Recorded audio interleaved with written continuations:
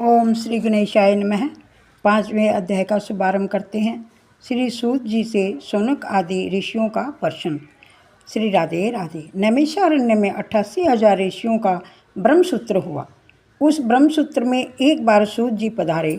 शौनक आदि जी सूत जी से प्रश्न पूछा, जीव मात्र का कल्याण कैसे हो सकता है?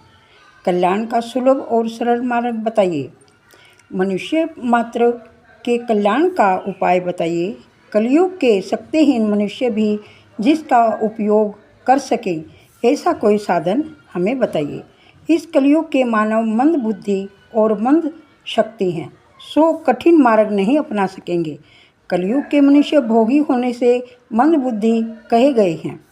कलयुग के मानव ऐसे भोगी हैं कि एक ही आसन पर बैठकर 8 घंटे ध्यान नहीं कर सकते। वे अपने को चतुर मानते हैं, किंतु व्यास जी ऐसा मानने को तैयार नहीं हैं। संसार के विषयों के पीछे ही जो लगा रहे उसे प्रवीण कैसे कहा जाए? शास्त्र कहता है 100 काम छोड़कर भोजन करो, 1000 काम छोड़कर स्नान करो, लाख काम छोड़कर दान करो और करोड़ काम छोड़कर प्रभु का स्मरण करो, ध्यान करो, सेवा करो। श्री राधे राधे। घर के कामों को करने के बाद माला मत फेरो, किंतु प्रभु का नाम जप करने के बाद सब काम करो। करोड़ों कामों को छोड़कर भगवान का स्मरण करो। कलयुग के मनुष्य जो काम करना है उसे नहीं करते और जिसे नहीं करना है वही सबसे पहले करते हैं। इसी से व्यास जी ने उन्हें मंदबुद्धि कहा है। विस्तार पूर्वक आप श्री कृष्ण कथा सुनाइए। श्री राधे राधे। श्री कृष्ण कथा से तृप्ति नहीं होती, वैसे ही दर्शन से तृप्ति नहीं होती। द्वारिका के कृष्ण का स्वरूप दिव्य है, श्रीनाथ जी का स्वरूप मनोहर है। दर्शन से तृप्ति नहीं होती। भगवान की मंगलमयी अवतार कथाओं का वर्णन करो। भगवान की लीला कथा सुनकर हम कभी तृप्त नहीं होते। श्री राधे राधे। कलयुग में जब अधर्म बढ़ता है तब धर्म किसका आश्रय लेता है? प्रथम स्कंद का प्रथम अध्याय प्रश्न अध्याय कहलाता है। समुद्र पार करने वाले को जैसे कर्णधार का आसरा है, वैसे आप हमें मिले हैं।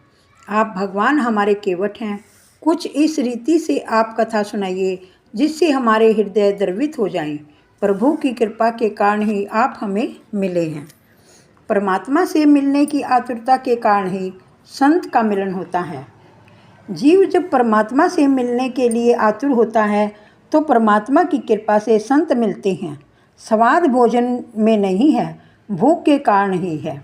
मनुष्य को परमात्मा मिलन की भूख जब तक न लगे तब तक संत मिलने पर भी उसके प्रति सद्भाव नहीं जागता।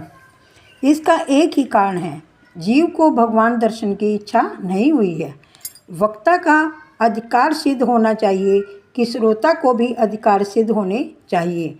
श्रवण के 3 प्रधान अंग हैं। श्रद्धा। श्रोताओं को चाहिए कि वे मन को एकाग्र करके श्रद्धा से कथा सुने। जिज्ञासा। श्रोता को जिज्ञासु होना चाहिए। जिज्ञासु के अभाव में मन एकाग्र नहीं होगा, कथा को कोई असर भी नहीं होगा। बहुत कुछ जानने की जिज्ञासा न होगी तो कथा श्रवण से कोई विशेष लाभ नहीं होगा। श्री राधे राधे। तीसरा अंग निर्मत श्रद्धा। श्रोता के मन में जगत के किसी भी जीव के प्रति मत्सर नहीं होना चाहिए। कथा में दीन और विनम्र होकर जाना चाहिए। पाप को छोड़कर भगवान से मिलने की तीव्र आतुरता की भावना से कथा को श्रवण करोगे तो भगवान के दर्शन होंगे। श्री राधे राधे। प्रथम स्कंद में शिष्य का अधिकार वर्णित है। एक महात्मा रामायण की कथा सुन रहे थे। कथा समाप्त होने पर किसी श्रोता ने महात्मा से पूछा, कथा तो सुनी पर मुझे ये समझ भी नहीं आया कि राम राक्षस थे या रावण। तो महात्मा ने उसे उत्तर दिया कि न तो राम राक्षस थे और न रावण। राक्षस तो मैं ही हूँ जो तुझे कुछ भी समझा न सका। श्री राधे राधे। 5वें अध्याय संपूर्ण हुआ।